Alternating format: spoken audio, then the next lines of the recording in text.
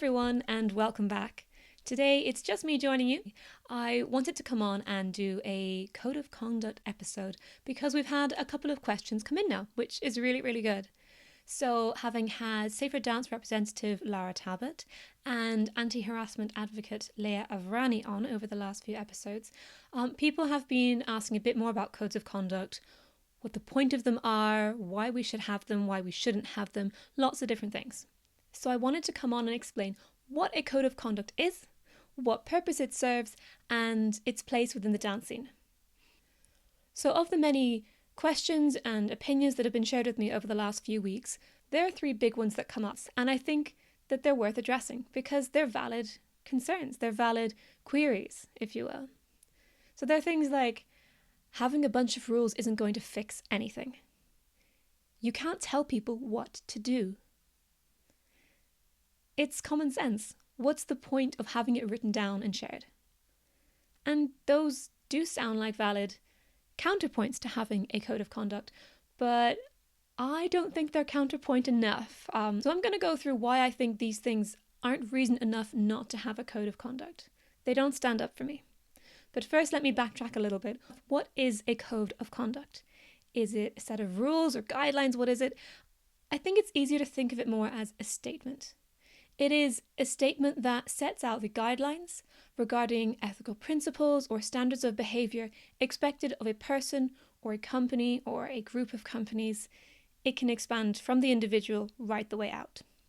It outlines the norms and rules and responsibilities that individuals have to themselves and each other when in this space with this code of conduct.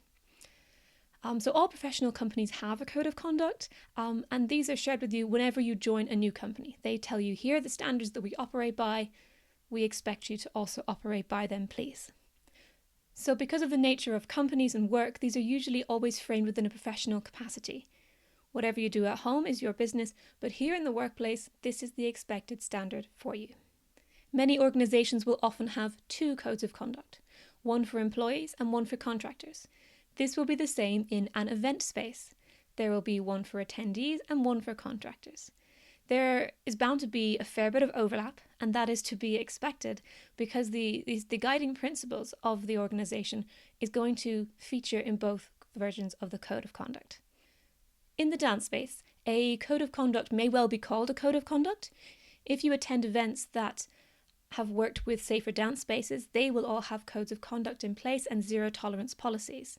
The one that you will see as an attendee is their zero tolerance policy. It may also be called in other places an expected standard of behaviour or code of behaviour. But what it's called isn't necessarily the key point. The point is that it exists. Now down the road it would be great if we have some common standards across the scene, but for now, expect that these things may be called different things. But the underlying principles, they're going to be pretty much the same. For this episode, I'm going to use the words code of conduct, zero tolerance policy, code of behaviour. They all mean the same thing. The purpose of the code of conduct is to keep attendees safe. This can be at a dance class, it can be at a festival, on a holiday. So in that statement, however the organiser chooses to title it, it will either describe what is expected or it will describe what is unacceptable in an event or in that space. This might include adhering to timings, behaviour in lessons, behaviour during parties, use of cameras, use of your image by the event's photographers. There can be a whole range of things. It hopefully will also include definitions of things. So these policies should also include a definition. What is assault? What is harassment? What is bullying? This helps draw a clear line for the organisers and the dancers. This is good for both you as an attendee dancer and for the organiser, because you clearly know where those lines are and you can be mindful of respecting them. And an organiser, on the other hand, has a clear line where they can act. So that is the code of conduct, zero tolerance policy, code of behaviour. They may be separate documents, they may be one with a different title, but how can these statements help to keep dancers safe? So let's have a look at the three statements I had from people that didn't understand the purpose of a code of conduct and see if I can unpick that a little bit to help bring a bit more understanding.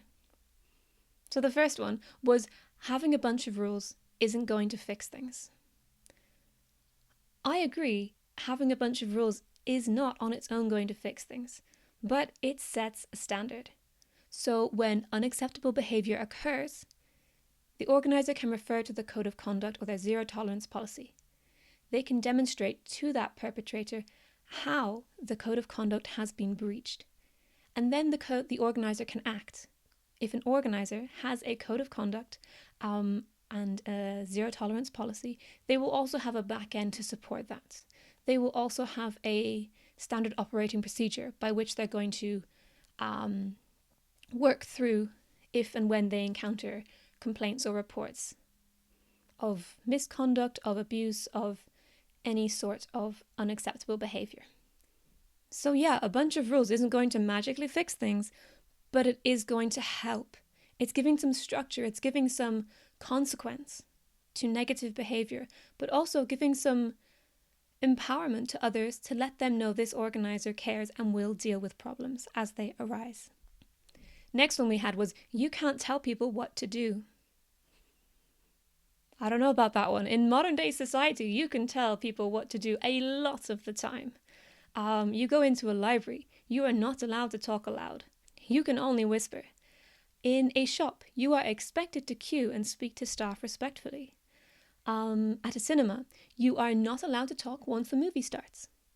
On the streets and roads, traffic lights tell cars when they can and cannot go. Signs tell them where they can and cannot go. So we have rules governing our everyday lives. Now, sometimes these rules can feel so everyday that we forget these are written rules. And why are they written? So that the organisation behind them, who is responsible for them, can act when they are breached. It's the exact same with dance events.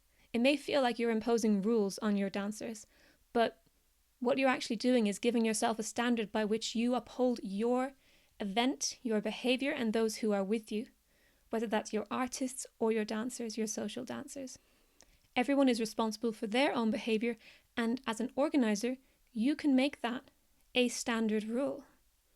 For person A to behave better, that's on them. And if they're not willing to do that, then they don't deserve to be in that space. They can, of course, go off and improve, and then come back and say, look, I've done wrong before. I've learned. That is wonderful. That's brilliant. That would be fantastic if everyone started doing that. Because we all get it wrong sometimes. No one gets it right 100% of the time. But swallowing your pride, being able to say, I can do better, and then go off and try to do better, that is what's going to bring about positive change for us. And codes of conduct are there to amplify these changes that we can make in ourselves. They're there to amplify looking after each other. So the third one about the why a code of conduct. It's common sense. What's the point in having it written down and shared? Well, it takes away that grey area. If we go back to the library, for example, why is that speak quieter rule in place?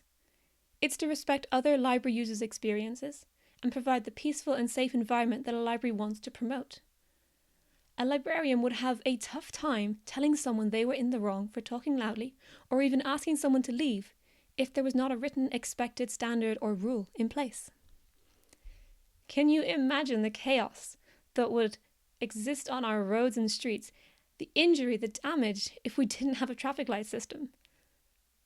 It would be nuts. In both the library and the road scenario, both have rules or codes of conduct in place to ensure the respect and well-being of the individual and of the people around them. So why should a dance event be any different? I'm going to add a fourth one in that wasn't really raised with anybody when we were talking about this or hasn't been raised through messages, but it's an extremely important one for me.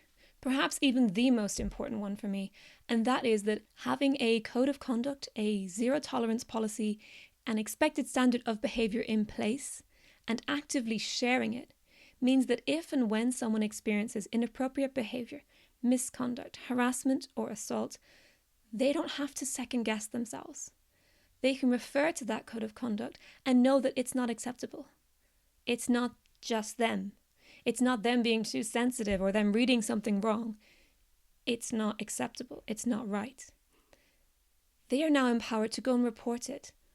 They're empowered to believe themselves. All events have cases of misconduct, harassment, and inappropriate behaviour on any given night. Imagine the empowerment you would be sharing with your guests if you told them, I also agree it's not acceptable, and we will not tolerate that here.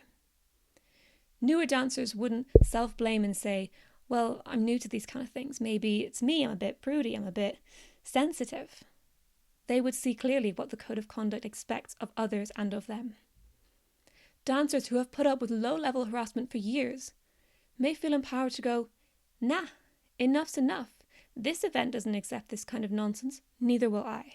Because that might be enough. That might be enough for a dancer to then turn to the person who has made them feel uncomfortable and say to them, you're making me feel uncomfortable. It wouldn't even need to grow to a report because that dancer has felt empowered to deal with it there and then themselves. It could also just make people think and reflect more on their own behaviour, and just by engaging with that document, they self-check more often and they actually improve their behaviour as a result. So having a code of conduct is not a tick box. It should be the result of principles and values and a desire to protect and respect all dancers at an organiser's event. So having a code of conduct or a standard of behaviour, a zero tolerance policy, I agree it's not a solution, but it's a step in the right direction for dancers, for artists, for organisers. When people feel safer, more respected, more accepted, it creates a better environment for everyone. Thank you for staying with me on why a code of conduct is so important for everyone in our dance scene. Thank you for listening to the Empowered Dancers podcast. If there's an aspect of the dance scene you would like to hear about, or a particular teacher you would like to hear from, drop me a message and I will try to make it happen. Make sure you subscribe to get every episode as it comes out. Thank you so much for the comments and questions you are already sharing. I really appreciate it, and I look forward to serving you in next week's episode.